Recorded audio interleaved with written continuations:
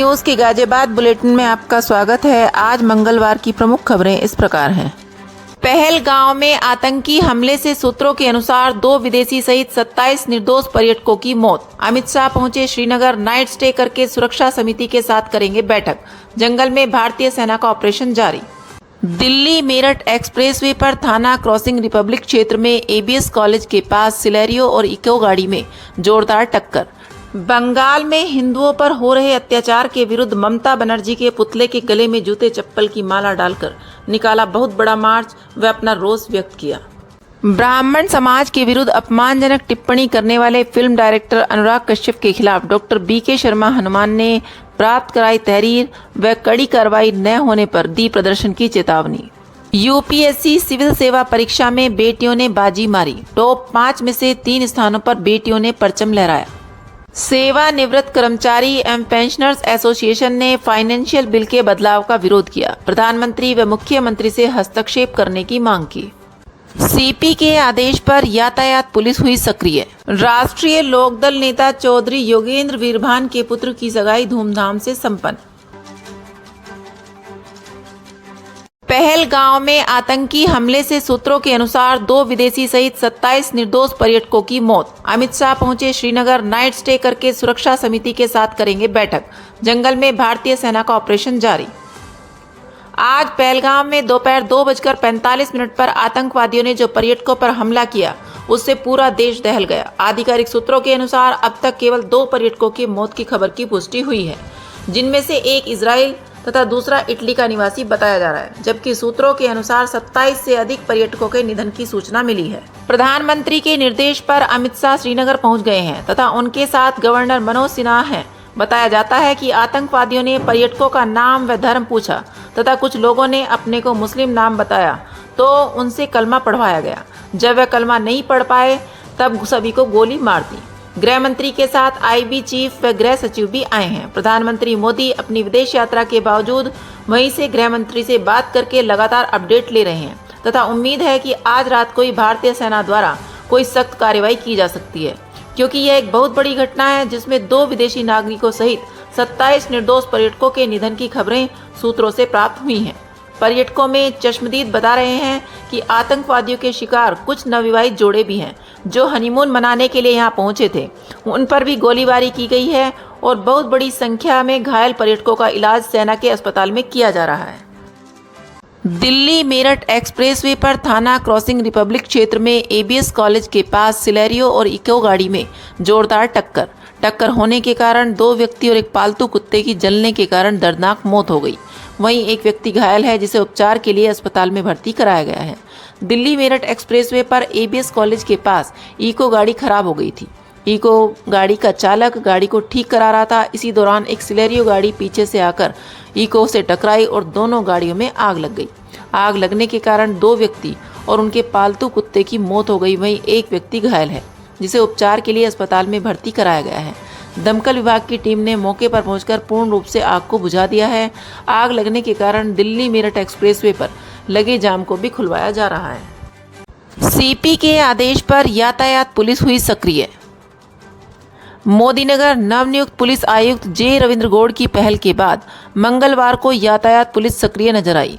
यातायात पुलिस निरीक्षक संतोष चौहान ने लाउडस्पीकर के जरिए ऑटो चालकों को यातायात नियमों के पालन करने और ऑटो चालकों को चालक सीट के बराबर में यात्री न बैठाने की हिदायत दी। चालक सीट के अगल बगल यात्री बैठाने वाले चालकों के विरुद्ध कानूनी कार्रवाई किए जाने की चेतावनी भी दी। इसके अलावा सीपी के बिना उप निरीक्षक चालान न काटे जाने के निर्देश का भी असर दिखाई दिया। रोजाना चालान काटते हुए देखे जाने वाले सिपाही आज यातायात व्यवस्था बनाते हुए दिखाई दिए। ब्राह्मण समाज के विरुद्ध अपमानजनक टिप्पणी करने वाले फिल्म डायरेक्टर अनुराग कश्यप के खिलाफ डॉक्टर बीके शर्मा हनुमान ने प्राप्त कराई तहरीर व कड़ी कार्रवाई न होने पर दी प्रदर्शन की चेतावनी। ब्राह्मण ब्रह्मऋषि विभूति विश्व ब्राह्मण महासभा के तत्वाधान में आज एक प्रतिनिधि मंडल कमिश्नर कार्यालय पहुंचा। डॉक्टर बीके शर्मा हनुमान ने बताया कि ब्राह्मण समाज का घोर अपमान हुआ है, जिसे किसी भी कीमत पर बर्दाश्त नहीं किया जाएगा तथा फिल्म डायरेक्टर अनुराग कश्यप के द्वारा देश के ब्राह्मण समाज के विरुद्ध अपमानजनक टिप्पणी करने पर कार्रवाई करने की मांग रखी है। Doctor BK Sharma Hanuman, doctor Vineet Sharma, RC Sharma, Vineet Sharma, Devendra Kaushik सहित अनेक प्रतिनिधियों ने अपने अनुराग कश्यप के विरुद्ध एफआईआर दर्ज करने की मांग के साथ तहरीर प्राप्त कराई। पीठाधीश्वर डॉक्टर बीके शर्मा हनुमान ने चेतावनी देते हुए कहा कि यदि ब्राह्मण समाज के विरुद्ध अपमानजनक टिप्पणी करने वाले फिल्म डायरेक्टर पर सख्त कार्रवाई नहीं की गई तो मजबूर होकर महासभा को प्रचंड आंदोलन करना पड़ेगा, जिसकी जिम्मेदारी प्रशासन की होगी। डॉक्टर शर्मा ने बताया कि ब्राह्मण समाज जहां एक हाथ में शास्त्र रखता है वहीं दूसरे हाथ में शस्त्र भी धारण करना जानता है। देश के ब्राह्मण समाज को हल्के में नहीं लेना चाहिए। यूपीएससी सिविल सेवा परीक्षा में बेटियों ने बाजी मारी। टॉप 5 में से 3 स्थानों पर बेटियों ने परचम लहराया। गाजियाबाद संघ लोक सेवा आयोग यूपीएससी सिविल सेवा परीक्षा 2024 का फाइनल रिजल्ट मंगलवार को जारी कर दिया गया। परीक्षा में हर बार की तरह इस बार भी देश की बेटियों ने बाजी मारी। टॉप 5 रैंक में से 3 लड़कियां ही शामिल हैं। पहली रैंक प्राप्त कर परीक्षा में टॉप करने वाली शक्ति दुबे प्रयागराज की रहने वाली हैं। दूसरे स्थान पर हर्षिता गोयल रही, जो मूल रूप से हरियाणा की रहने वाली हैं। वहीं ऑल इंडिया चौथी रैंक प्राप्त कर मार्गी ने समाजशास्त्र को वैकल्पिक विषय के रूप में चुना। उन्होंने गुजरात टेक्नोलॉजिकल यूनिवर्सिटी से कंप्यूटर इंजीनियरिंग की है। यूपीएससी सिविल सेवा परीक्षा में टॉप 5 में से 3 स्थानों पर बाजी मारकर बेटियों ने साबित कर दिया कि वो किसी भी क्षेत्र में बेटों से कम नहीं हैं, बल्कि वे उनसे आगे ही हैं। यही कारण है कि वे हर क्षेत्र में सफलता का परचम लहरा रही हैं। सेवानिवृत्त कर्मचारी एवं पेंशनर्स एसोसिएशन ने फाइनेंशियल बिल के बदलाव का विरोध किया। प्रधानमंत्री व मुख्यमंत्री से हस्तक्षेप करने की मांग की। सेवानिवृत्त कर्मचारी एवं पेंशनर्स एसोसिएशन ने फाइनेंशियल बिल के बदलाव का विरोध किया। उन्होंने इसे पेंशनर्स के हितों पर कुठाराघात बताते हुए प्रधानमंत्री उत्तर प्रदेश के मुख्यमंत्री फाइनेंशियल बिल के बदलाव का विरोध क्रिया हस्तक्षेप कर इसके समाधान की मांग की है। इससे पेंशनरों में खुशी थी, मगर यह खुशी कुछ ही समय की रही, क्योंकि सरकार द्वारा अभी तक 8वें वेतन आयोग के गठन की कार्यवाही तक नहीं की गई है। इससे कर्मचारियों, शिक्षकों व पेंशनरों में निराशा में थी। इससे निराशा से छुटकारा भी नहीं मिला था कि फाइनेंशियली बिल 2025 एक कानून के रूप में सामने आ गया। इस बिल में पूर्व पेंशनरी के नियमों में बदलाव करके पेंशनरों के समूह में भेदभाव पैदा करने का प्रयास किया गया। बदलाव का सीधा सा मतलब यह हुआ कि दिनांक 31 दिसंबर 2025 तक सेवानिवृत्त पेंशनरों की पेंशन का पुनर्निरीक्षण किया जाएगा। इस तरह पेंशनरों की पेंशन का पुनर्निरीक्षण कर्मचारियों के वेतन पुनरीक्षण से डी लिंक हो जाएगा। सरकार के इस बदलाव से करोड़ों पेंशनर्स के हित पर असर पड़ा है। उन्होंने पीएम और सीएम को ज्ञापन भेजकर मामले में हस्तक्षेप कर पेंशनरों की समस्या का समाधान करने की मांग की है। यूपीएससी की सिविल सेवा परीक्षा में गोविंदपुरम निवासी रोहित सिंह को 241वीं रैंक प्राप्त हुई। संघ लोक सेवा आयोग यूपीएससी सिविल सेवा परीक्षा 2024 का फाइनल रिजल्ट मंगलवार को जारी हुआ, तो गोविंदपुरम निवासी रोहित सिंह ने 241वीं रैंक प्राप्त कर जनपद का गौरव बढ़ाया। उनकी इस उपलब्धि से पूरे शहर के निवासियों में खुशी है।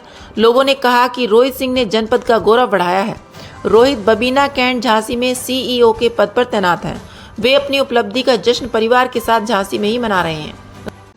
बंगाल में हिंदुओं पर हो रहे अत्याचार के विरुद्ध ममता बनर्जी के पुतले के गले में जूते चप्पल की माला डालकर निकाला बहुत बड़ा मार्च व अपना रोष व्यक्त किया।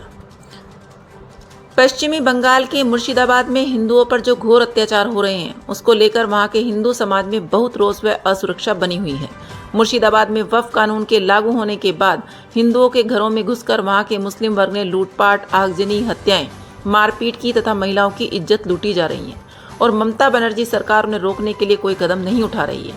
इस कारण हिंदू समाज बंगाल में अपने आप को असुरक्षित मान रहा है। इसी डर से अपनी बसी बसाई सालों की गृहस्थी को छोड़कर जान बचाने के लिए पलायन कर रहा है, जिसको लेकर वहां के समाज में बहुत गुस्सा है और ममता बनर्जी सरकार व पुलिस चुपचाप लूटपाट की हत्या होते हुए देख रही है। उसको लेकर बंगाल में जगह जगह प्रदर्शन हो रहे हैं। अपने रोष व्यक्त करने के लिए बंगाल के हिंदुओं ने ममता बनर्जी के गले में जूते चप्पल की माला डालकर बहुत बड़ा मार्च निकाला। इस प्रदर्शन में महिलाओं ने बहुत गर्मजोशी से भाग लिया तथा ममता बनर्जी के खिलाफ नारे लगाए और अपनी सुरक्षा की मांग रखी। राष्ट्रीय लोकदल नेता चौधरी योगेंद्र वीरभान के पुत्र की सगाई धूमधाम से संपन्न।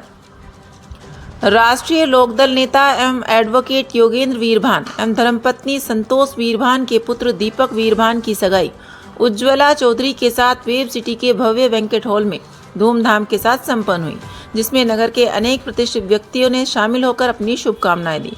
इस अवसर पर राहुल चौधरी, रोहित चौधरी, दीपक चौधरी, जितेंद्र पाल, ब्रह्मपाल सिंह बिरवा, राजेश वीरभान सहित अनेक व्यक्तियों ने सगाई समारोह में पधारे, अतिथियों का जोरदार स्वागत किया एवं आभार व्यक्त किया।